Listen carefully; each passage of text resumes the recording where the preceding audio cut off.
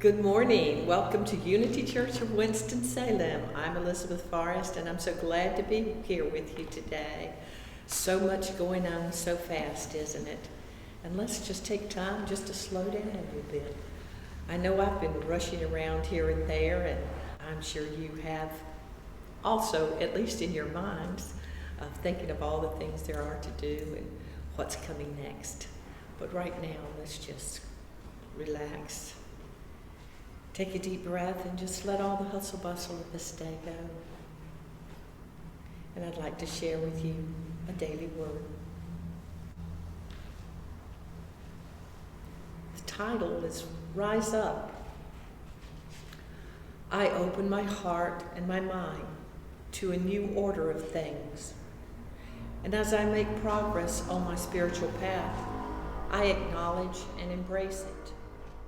I see how the Christ presence within lifts me into new ways of thinking and being.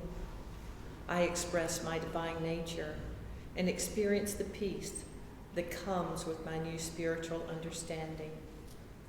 My quest for truth is lifelong, and I joyfully dedicate myself to the search. I open my heart and my mind to a new order of things. I listen in the silence. When my mind is most receptive, I wait for answers to be revealed from my faith, which is strong and anchored in God. I am a spiritual pilgrim, traveling ever upward. The new order of my life is revealed in moments of inspiration and feelings of compassion. I am aware of the activity of spirit in all things. In 1 Peter 1:3 we read, He has given us a new birth into a living hope through the resurrection. Just pause, just for a moment. And I'd like you to rest in these words once again that were spoken. May they be your words. The Christ presence within lifts me into new ways of thinking and being. I experience my divine nature now and experience the peace that goes with new spiritual understanding. Our loving Creator, we come to you to give thanks that we're all here together this day, right here, right now, looking to you, seeking you, and knowing as we turn to you, you're right here with us. You always are. So I give thanks for that, especially in these times of tribulations or upset and chaos and the mind spinning and ebbing and flowing in all different directions. You are here as we sit with you. You bring us peace. You bring us wisdom. You bring us understanding. This day call to us to remember. May we remember the truth that Jesus left for us, the messages that he gave to us, the stories that he talked about and told us about. They were processes for our own evolutionary growth or journey of the soul. Lead us this day into higher understanding, that we may know the truth and find peace in knowing all is well. Thank you, God. And thank you for being here, right now. This week it seemed rather difficult to try to think of what to talk about today. Thoughts just kept coming in every way I went, and I couldn't seem to grasp anything. But early this morning, I wrote it down so I wouldn't forget it. A title came to mind, The Quest for Truth. And isn't that where we're at right now? On a quest for truth. And in that quest for truth, we found ourselves probably going in all different kinds of directions during our lifetime. Reading books, studying, going to different churches, different synagogues, different countries, looking for the truth of what's life all about? What is it that I need to know in this time, this place? What am I here for? Am I on purpose doing the things that I need to do? All this, and trying to find it, continuously looking for it. But I think the time has come that we're slowing down and we're remembering. Just like Mary Magdalene, when she saw Jesus and he spoke to her, he said, "Do you not remember? Do you not remember?" She was his beloved disciple who followed him all the way to the cross and stayed around waiting to see him the day of resurrection. Well, I have to confess, I think she forgot that he really was going to rise again, but she remembered when she saw him. And she had all those memories in her heart. And I've always said that each person, place, and thing in the Bible, when it touches our heart and resonates to us, that it has something to say to us. And so as I thought about Mary this morning, I recognized I too, and you also, have that truth in our heart. We can remember all that was given to us. And Jesus said to us before he left, he said that he was going to send a comforter for us, one that would help us through times of grief, times of sorrow, times of pain and anxiety, times of confusion. And he would lead us and guide us. He would lead us to places where we need to go, to things that we need to hear or things that we need to see. And we would know the truth, for the truth would be revealed to us. So the scripture that came to mind early this morning was really a couple of verses in chapter 4 of Mark. And I'd like to share it with you. What came to mind first was, "For there is nothing hid which shall not be manifest, neither was anything kept secret, but that it should be revealed. If any man has ears to hear, let him hear." I know I've quoted that fairly often here lately, because I feel like there is so many secrets that have been kept from all of us. Secrets from mathematics, science, energy, you name it, religion, of course, and that question of who we are and where we came from. I think those secrets are now being ready to be revealed. Some of the secrets maybe mankind doesn't know as of yet, but I've always wanted to get into Revelation with you. I've thought off and on how I would like to just sit down and ask those questions and see what we can find in Revelation, because there's so many mysteries there. You know, at one point, John was told to seal up the information, and one day it would be revealed. I believe we're in that day. And so we'll get back into Revelation one of these days, hope sometime soon. But for today, I would like to go back to chapter 4 and say, why is it that we don't understand all the teachings Jesus gave? Why did he speak in parables? And why did he tell stories? Well, in chapter 4 of Mark, you'll find out that he says something about, I've told them the truth. I've told them these stories that they could hear. But so many don't hear what I'm saying.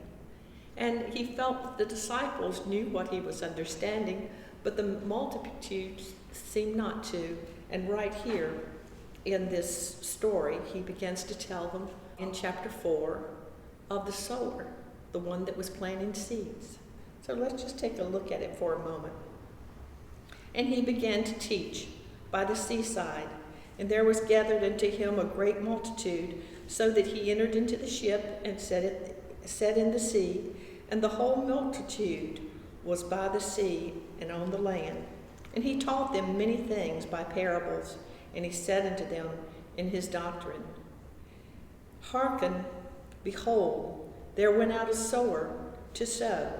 And it came to pass, as he sowed, some fell by the wayside, and the fowls of the air came and devoured it up.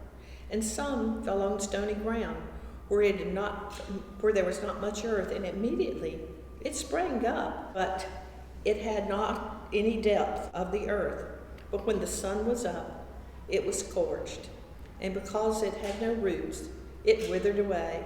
And some fell among thorns, and the thorns grew up, and it choked them, and it yielded no fruit.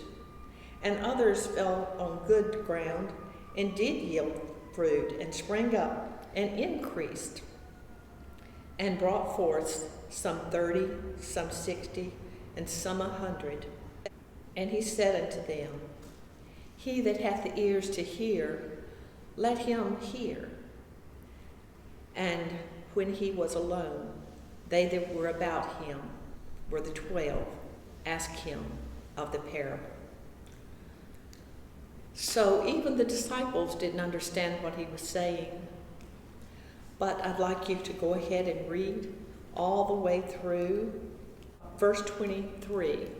And he explains about the sower and the seeds. Those seeds that Jesus talked about are the truths that he left for us to understand, that he gave to us. And in that, we sit back and we read the story sometime, and it was just a story to us. I remember when I was with a shaman in California at Mount Shasta, and he had us going through a ceremony of relaxing, and the word that he would say, or the words he said to us were, go deeper, go deeper. I want you to take a deep breath and just let it go. In through your nose, out through your mouth. Go deeper. As you breathe in, feel that breath of life. As you breathe out, feel yourself sort of slipping into that heart space. That's the deeper place. That's the place of knowledge and wisdom. The place of the heart. The place where restoration will come to us, where memory will be restored. And he began to speak to the disciples and to explain how the seeds were cast, some on fertile ground and some on stony ground, and some were robbed and taken away. Read the story and see what it says to you when you go deeper, deeper, deeper. As we began to think of this story, this parable, I recall when I was a little girl, I had an experience about seeds. It was the first time I'd ever had a pack of seeds in my hand, and I decided I was going to plant a garden. Maybe you can relate to this. I probably was about 5 years old or 6, and I wanted to go outside and just dig a big hole and just dump them all in there. And I couldn't wait for them to grow up and be beautiful flowers or trees or vegetables or whatever it might be. I wanted to see the seeds grow. But very soon, Mother came and let me know I wasn't planting my seeds right. That to have those seeds to grow healthy and to have vegetables or flowers or any type of life coming forth from a seed, I had to separate them. And maybe I'm remembering this just as a thought of what's going on today, right here, right now among us. It would be so wonderful if we can all just group together and just dig a big hole or something, or go into our cave and be in there together and fellowship and talk until everything passes over. Then we can come out and start being in the sunshine and go about our usual routines.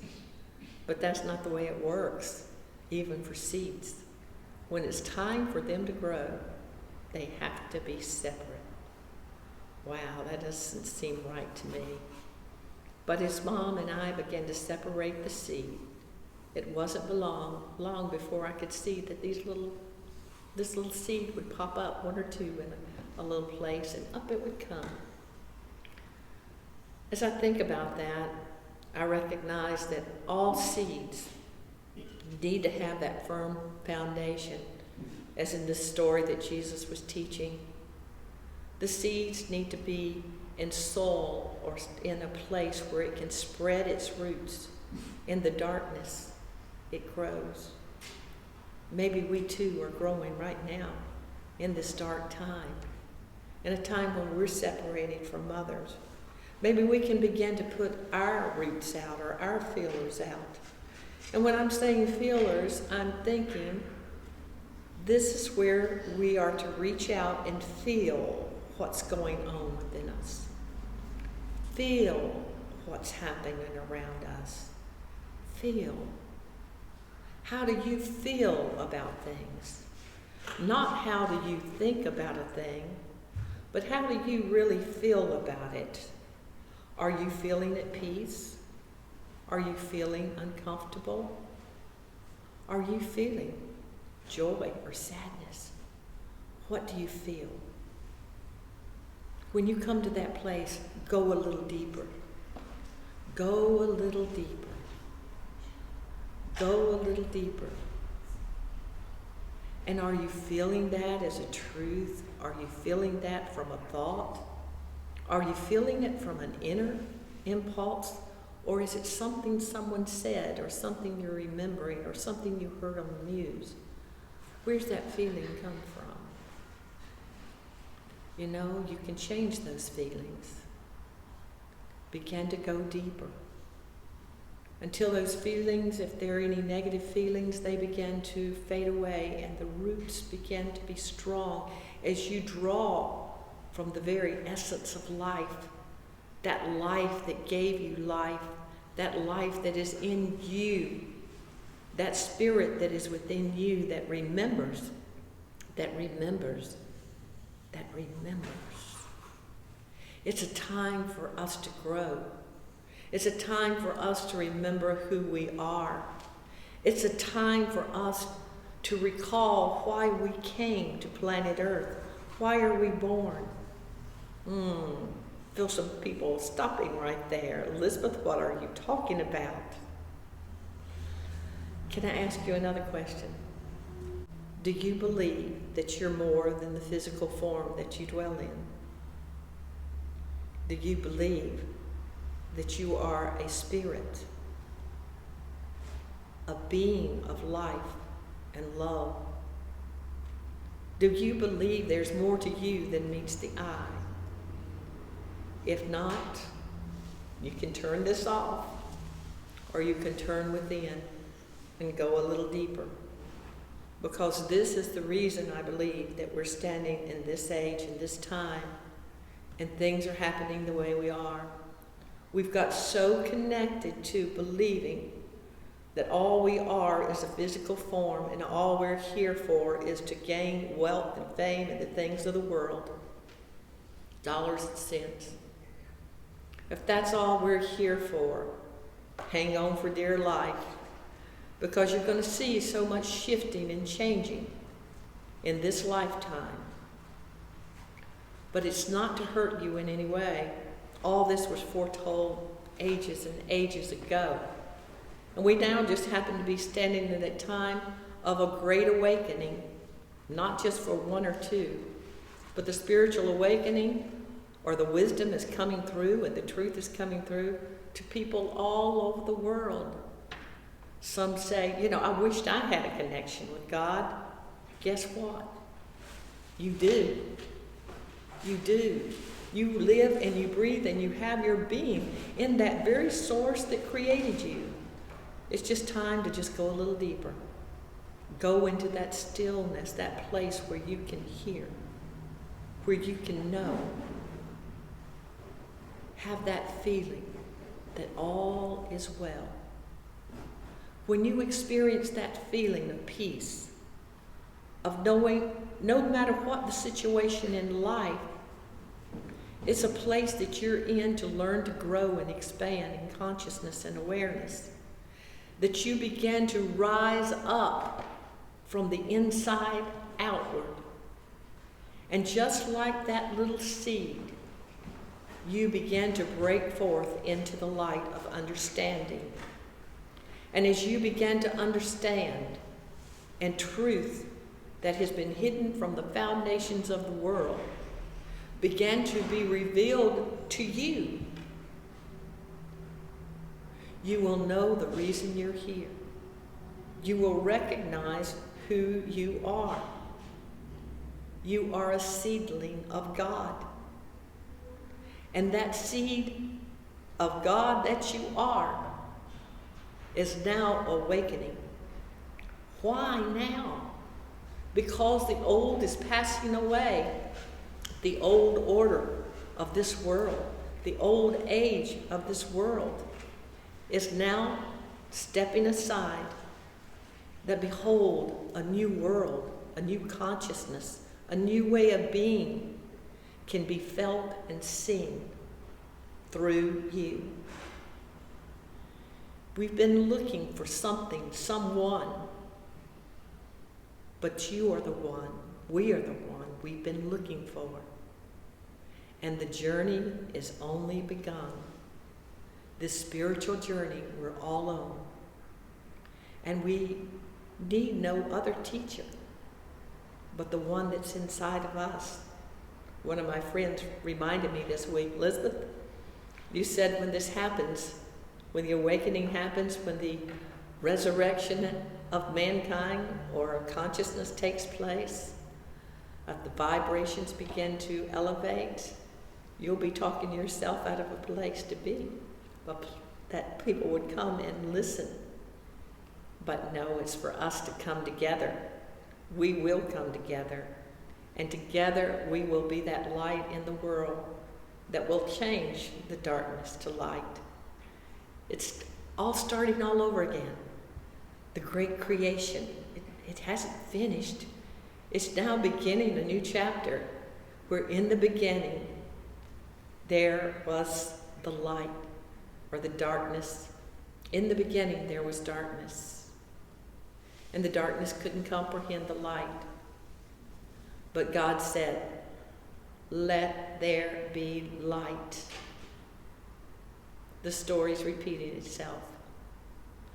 Let there be light in this time of darkness. Let the knowledge of the Lord come forth in you and in me. For we are the garden of God. You are that beautiful life unfolding right here, right now. And I am so grateful to see you blossom. Thank you. If this has blessed you in any way, and you'd like to send a donation to the church or to PayPal, you may have this opportunity to do so. Our address and the PayPal, I'm sure, is on the website.